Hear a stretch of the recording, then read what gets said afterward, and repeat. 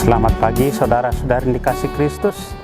Mari kita mengawali hari baru dengan mendengarkan firman Tuhan yang diambil dari Injil Matius bab 21 ayat 33 sampai 43, ayat 45 sampai dengan 46.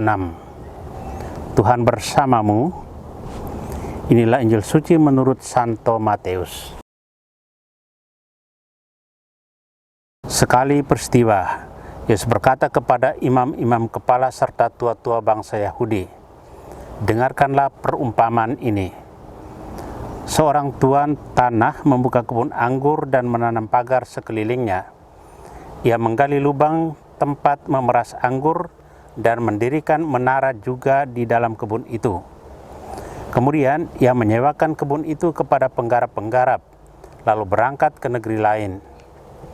Ketika hampir tiba musim petik, ia menyuruh hamba-hambanya kepada penggarap-penggarap itu untuk menerima hasil yang menjadi bagiannya. Tetapi para penggarap menangkap hamba-hamba itu. Yang seorang mereka pukul, yang lain mereka bunuh, dan yang lain lagi mereka lempari dengan batu. Kemudian Tuhan itu menyuruh pula hamba-hamba yang lain, lebih banyak daripada yang semula. Tetapi mereka pun diperlakukan sama seperti kawan-kawan mereka. Akhirnya Tuhan itu menyuruh anaknya kepada mereka, pikirnya, anakku pasti mereka segani.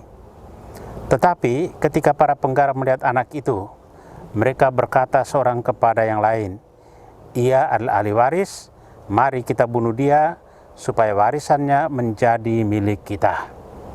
Maka mereka menangkap dia dan melemparkannya keluar kebun anggur itu, lalu membunuhnya. Maka apabila tuan kebun anggur itu datang, apakah yang akan dilakukannya dengan penggarap-penggarap itu?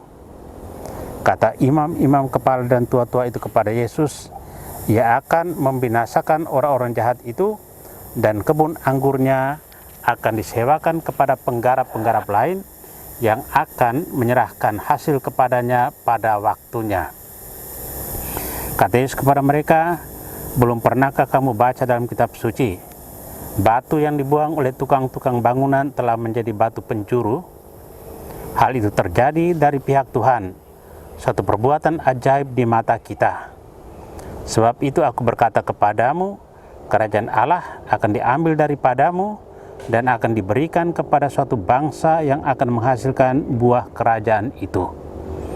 Mendengar perumpamaan Yesus itu, imam-imam kepala dan orang-orang Farisi mengerti bahwa merekalah yang dimaksudkannya.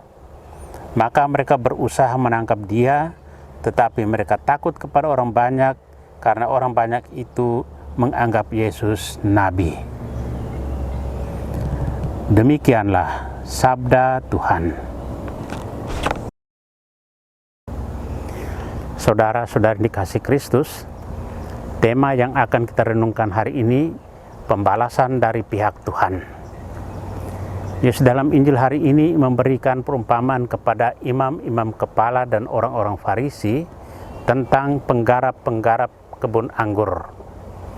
Yesus beri penekanan perilaku imam-imam kepala, orang-orang Farisi, dan orang-orang Yahudi yang tidak dapat menghasilkan buah bagi kerajaan.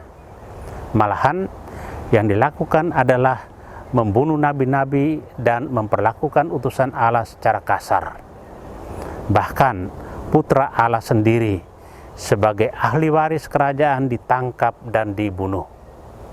Mereka diberi tanggung jawab untuk menghasilkan buah kerajaan, tetapi yang dilakukan adalah mencari kepentingan diri, ingin dihormati dan mencari pujian di mana-mana. Kepercayaan yang diberikan telah disia-siakan. Oleh karena itu, kerajaan Allah diambil dan diberikan kepada suatu bangsa yang akan menghasilkan buah kerajaan itu. Perumpamaan ini menekankan tentang penerimaan kita akan Yesus Kristus sendiri sebagai pewaris kebun anggur. Belas kasih Allah dibalas dengan pengkhianatan. Tuhan pemilik tanah adalah Allah sendiri. Dia mengutus putranya yang tunggal untuk mewartakan kebenaran kepada para penggarap. Namun, hati nurani para penggarap telah dibutakan sehingga mereka tidak menerima warta Allah. Sifat para penggarap kebun anggur adalah sifat manusiawi kita yang serakah dan tidak tahu berterima kasih. Kita kerap hanya memikirkan kepentingan diri sendiri dan bersikap egois. Kita juga sering bersikap seperti orang Farisi dan imam-imam, merasa diri saleh, benar, dan suci. Sebagai orang beriman, sepatutnya kita menjadi pengelola yang baik. Dengan menjadi pengelola yang baik, kita mampu bekerja dengan tekun, dibarengi iman yang teguh, sehingga menghasilkan buah. Saudara-saudari terkasih, kita harus belajar untuk dapat merelakan pembalasan atas sakit dan kemalangan yang mungkin kita hadapi, serta memberikan pengampunan terhadap orang yang telah menyakiti kita. Semua kejadian, sebab akibat, untung malang yang akan terjadi adalah hal yang dari pihak Tuhan. Jika Ia berkenan, sesuatu yang ajaib di mata kita akan terjadi.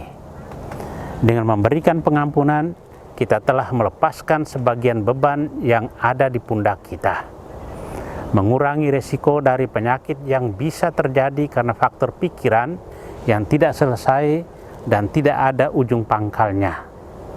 Berserahlah pada keadilannya akan membuat mental kita jauh lebih sehat dan hidup menjadi lebih baik. Amin. Marilah kita berdoa. Tuhan, pagi ini kembali kami naikkan syukur dan permohonan. Terima kasih sudah menjaga kami saat tidur maupun bangun. Terima kasih untuk udara sejuk dan segar pagi ini. Bukalah mata hati kami di awal hari ini, mampukan kami memandang kemurahan dan karya-Mu, serta memuji dan memuliakan-Mu melalui pekerjaan dan pelayanan kami hari ini. Bimbinglah kami selalu untuk menyadari kesalahan kami dan bertobat, sehingga kami sungguh rendah hati, mau membuka hati dan siap menerima rahmat-Mu yang akan tinggal dalam hati kami. Kristus terang dunia, berkatilah keluarga-keluarga kami, jadikanlah kami alat kasih-Mu, dan pantaskanlah kami menjadi hamba-Mu yang setia. Amin. Tuhan bersamamu. Semoga keluarga kita, orang-orang yang terkasih dan doakan, seluruh aktivitas kita hari ini dilindungi, dibimbing, dan diberkati oleh Allah yang Maha Kuasa, Bapa dan Putra dan Roh Kudus. Amin.